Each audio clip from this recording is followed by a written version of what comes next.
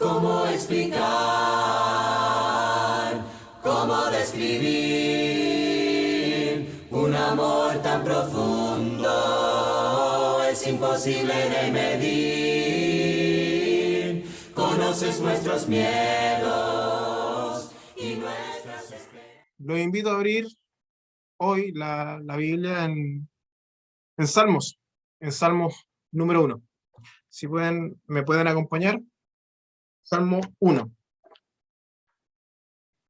Dice: Bienaventurado el varón que no anduvo en consejos de malos, ni estuvo en caminos de pecadores, ni en silla de escarnecedores se ha sentado, sino que en la ley de Jehová está su delicia, y en su ley medita de día y de noche. Será como el árbol plantado junto a corrientes de agua, que da su fruto en su tiempo, y su hoja no cae, y todo lo que hace prosperará. No así los malos, que son como el tamo, que arrebata el viento.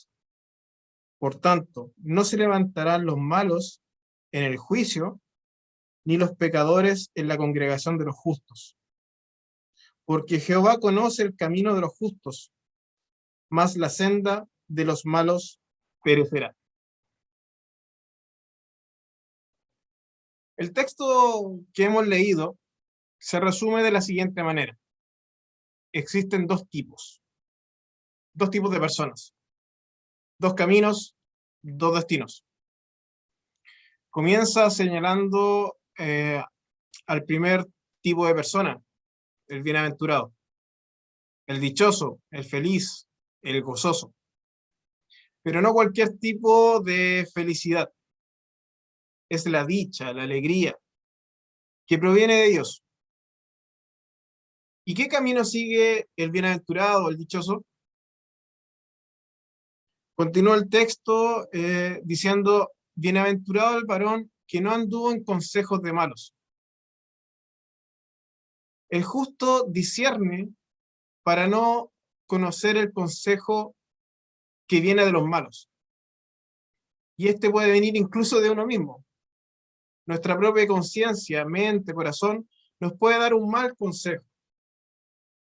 En el Salmo 119, versículo 24, dice: pues tu testimonio son mis delicias y mis consejeros. La palabra de Dios siempre nuestro mejor consejero. En la vida del cristiano, en primer lugar, no hay terreno para malos consejos. Él se deleita en la exhortación de Dios, no en los consejos mundanos. Él sabe que los consejos de ellos no van dirigidos por la sabiduría de Dios, sino más bien por la filosofía de este mundo. Entonces, como decía, no va dirigido por la filosofía de este mundo, ¿cierto? Entonces, ¿cuál es el camino que sigue el cristiano? Bienaventurado el varón que no anduvo en consejos de malos, y además añade, ni estuvo en camino de pecadores. Los pecadores tienen un camino por el cual van. El cristiano sabe que no pertenece a este camino. No viajamos en la misma dirección que los pecadores. Acá, cuando dice bienaventurado el que no anduvo en consejos malos, además añade que no estuvo en caminos de pecadores, se me viene una imagen automáticamente. Cuando yo era pequeño, vi un libro, no me acuerdo qué libro fue, pero en ese libro había una lámina. Y en esa lámina había una persona y había dos caminos. Uno ancho y corto, o sea, era más corto el tramo para llegar a un fin. Y el otro el otro camino era angosto, mucho más largo, y con hartas curvas, me acuerdo siempre. Y uno como persona, y leyendo eso, a lo mejor como niño, podía decir, ah, perfecto, yo me voy a ir por este que es más cortito, es más ancho, lo hago más rápido y llego al mismo fin. Pero nosotros como cristianos, si vemos esa lámina, vemos que el camino del cristiano es el más largo y el más angosto. No todos van a andar por ahí. No todos van a seguir esa senda. Cuando uno sigue viendo esa lámina, si se la pueden imaginar, al final del camino largo y angosto estaba la salvación. Y al final del camino ancho y más corto estaba la perdición. Sí, leyendo este texto, en esta parte me acordé de eso, y hice esa analogía y efectivamente lo que me estaba mostrando era esto. O sea, el camino del cristiano tiende a ser más largo, tiende a ser por un camino más angosto, por una puerta más angosta, para que nosotros lleguemos a un buen fin.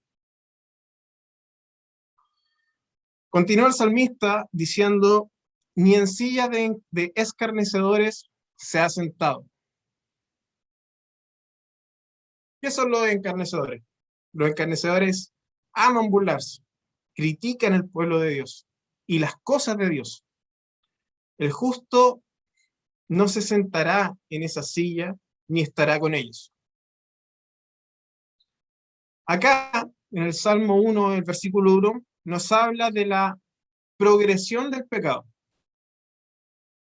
En estos tres verbos, andar en consejos de malos, estar en el camino de los pecadores, y sentarse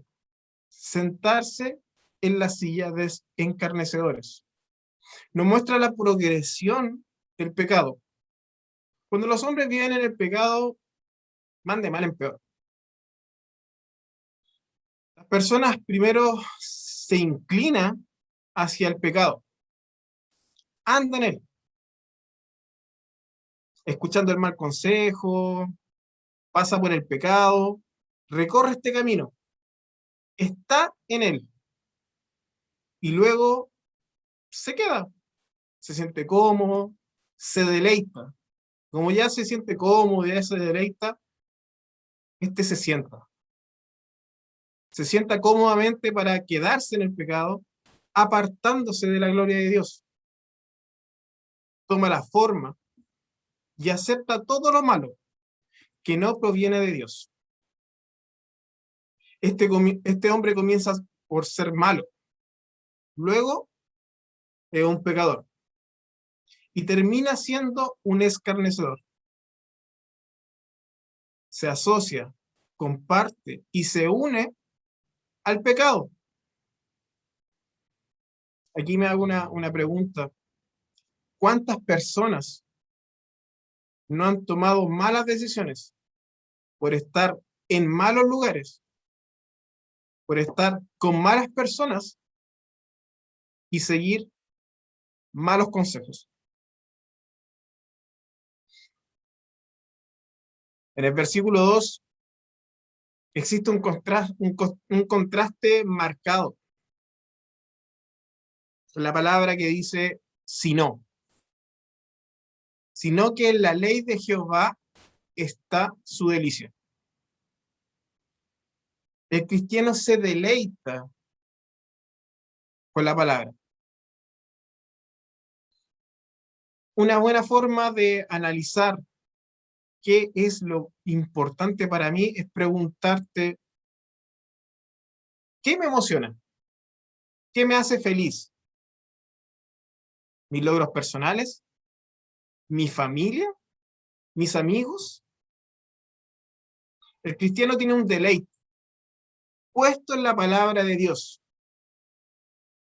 y en su ley medita de día y de noche. Estamos hambrientos de palabra, sedientos de la palabra. Ese es un manjar para nosotros. Llenamos la mente, el corazón, y todo nuestro ser de la palabra de Dios. Somos un hombre de reflexión. Meditamos en la palabra que se lee, que se estudia y que se recibe.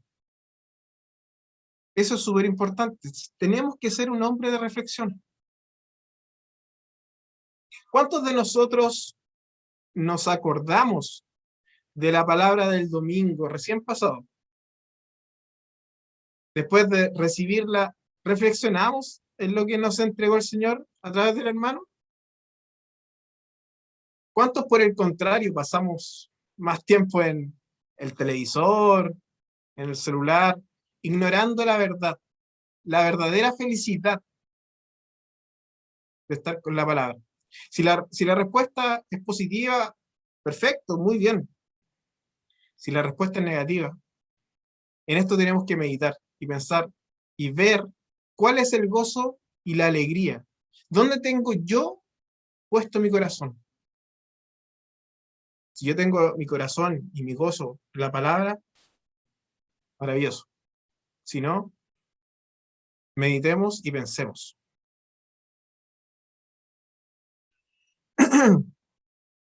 En el versículo 3 vemos una analogía de este hombre bienaventurado, una comparativa. Dice, será como el árbol plantado junto a las corrientes de agua, que da su fruto a su tiempo, y su hoja no cae, y todo lo que hace prosperará. Un árbol junto al río tiene una fuente continua de agua, se alimenta constantemente, como el agua para el árbol, así es la palabra de Dios para nosotros. Nos alimenta, nos nutre, nutre nuestras raíces. En nuestra esencia, si nos alimentamos de la palabra de Dios, jamás nos secaremos. Y el fruto llegará naturalmente en su tiempo.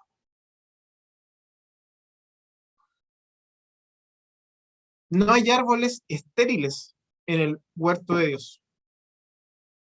Y su hoja no cae.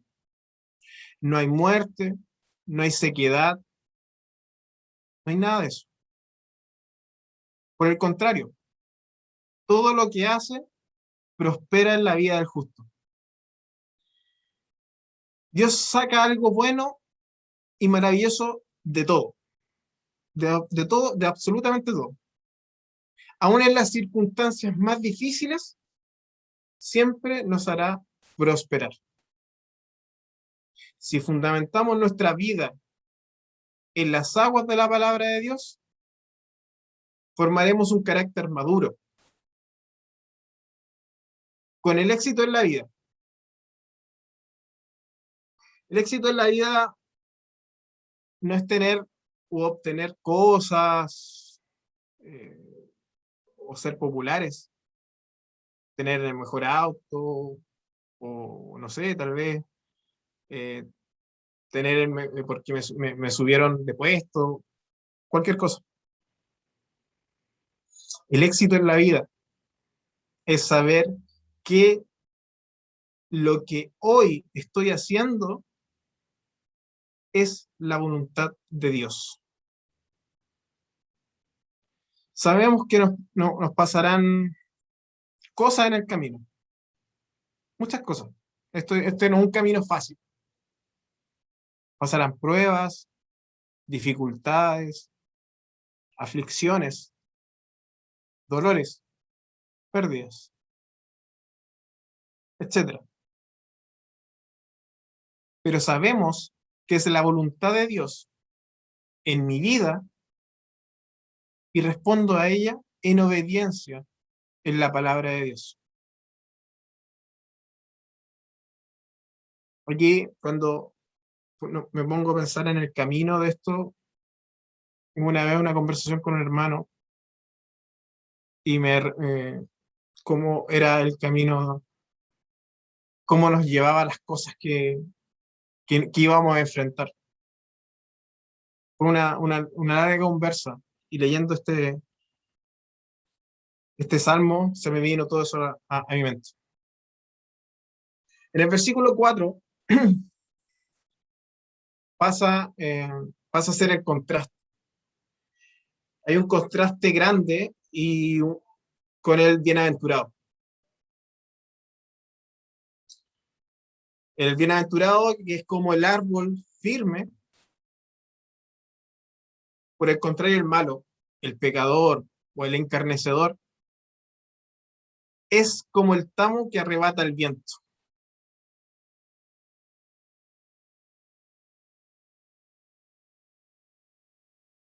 El tamo, ¿qué es el tamo?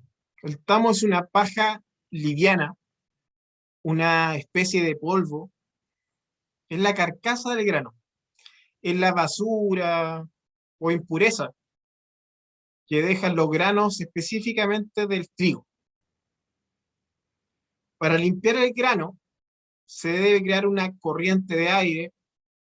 Esto actualmente es fácil porque se hace con un ventilador que arroja la basura fuera del grano. En los tiempos antiguos se buscaba las colinas con corrientes de aire.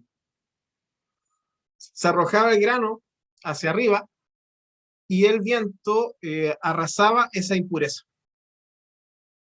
Mientras que el grano, como era más pesado, caía por efecto de la gravedad y por su peso. Así como el tamo, el pecador lo arrebata el viento. El tamo, esta basura e impureza, en algún momento se camufló entre el trigo e incluso pudo salir de este. Pero llegado el juicio, llegada la limpieza, este quedará descubierto y será juzgado por Dios. Así como el tamo, hablando con un hermano, son como esas bolitas de paja que se ven en las películas de Cowboy, que andan de un lado para el otro. Esa es como la persona que no se guía por la palabra de Dios. La persona que se guía por la palabra de Dios, que tiene sus raíces firmes, sus convicciones, deja todo su peso en ella, no anda como el tamo. Las personas que son como el tamo andan de un lado para otro, se dejan llevar por modas, es más, se dejan llevar, como dije en un principio, por el consejo de las personas. No, hace esto otro, y se deja llevar. No tiene firmeza. Qué mal por eso. Versículo 5 dice: por tanto, no se levantarán los malos en el juicio, ni los pecadores en la congregación de los justos. En el momento del juicio, los pecadores no tendrán quien los defienda. Los pecadores, cuando estén en el juicio, no tendrán, voy a levantar la mano y voy a decir, oye, necesito decir algo. No, nada. No tendrán quien los defienda. En cambio, el justo, abogado tenemos para con Dios.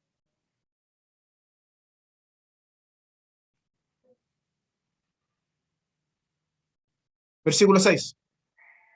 Concluye diciendo: porque Jehová conoce el camino de los justos, mas la senda de los malos perecerá.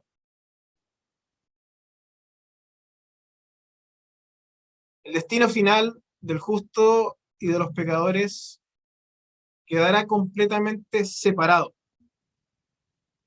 Los impíos no formarán parte de la eterna congregación del pueblo de Dios. El juicio divino se desarrollará de acuerdo al conocimiento exacto e íntimo que Dios tiene de cada hombre. Dios conoce a cada uno de nosotros. Dios nos conoce a todos. Por ende, Dios sabe todo lo que hacemos, todo lo que decimos, todo lo que vivimos. Por lo tanto, en este juicio es un juicio justo, sin equivocaciones. Es fuerte pensar y ver estas cosas como lo estamos planteando.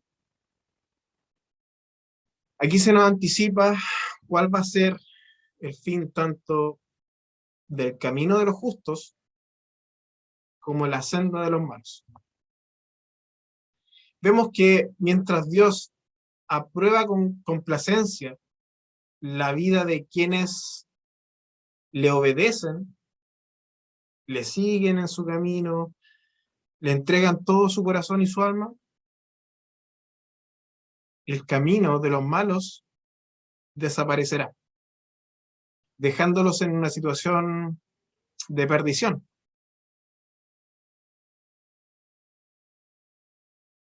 Ahí entramos nosotros para dar fruto y empezar a predicar esta palabra, para que no vaya gente a ese camino de perdición. No lo olvidemos, la forma en la que vivimos tiene consecuencias en nuestra vida, tanto en el presente, en el futuro, pero mucho más en la eternidad. Por eso el Salmo concluye con una invitación de parte de Dios a considerar con mucha seriedad cómo vivimos, cómo estamos viviendo en la actualidad, cómo vamos a vivir para que cuando llegue aquel día del juicio no seamos y no nos vayamos al camino de la perdición. Todos nosotros nos encontramos constantemente ante estos dos caminos. Siempre. Y tenemos que decidir qué tipo de personas vamos a ser, qué tipo de personas somos. ¿Vamos a ser el justo? ¿Vamos a ser el malo? ¿Vamos a elegir en ser un árbol con raíces firmes que está al lado del río, siempre verde? ¿O vamos a ser como el tamo, que va de un lado para otro, sin dirección exacta y se deja guiar por los demás? ¿Cuál de los dos caminos escogeremos? ¿Cuál de los dos? Es una pregunta para que ustedes la reflexionen. ¿Y qué camino nos dará Dios? Hermanos, los invito a ser ese árbol que se muestra, que se encuentra junto a las aguas del río. Nutrámonos de la palabra de Dios, como el agua nutre al árbol. Fortalezcámonos, fortalezcamos tanto nuestras raíces para que así podamos dar un fruto hermoso y precioso para nuestro Señor. Y siempre mostrémonos fructíferos ante el mundo. Meditemos, gocémonos en la palabra, pasemos tiempo en la palabra, queramos estar en la palabra de Dios. Pensemos, ¿quiero estar más tiempo pegado en la tele, viendo una buena película, viendo una serie? ¿O quiero estar en la palabra de Dios, meditándola día y noche, como dice el salmista?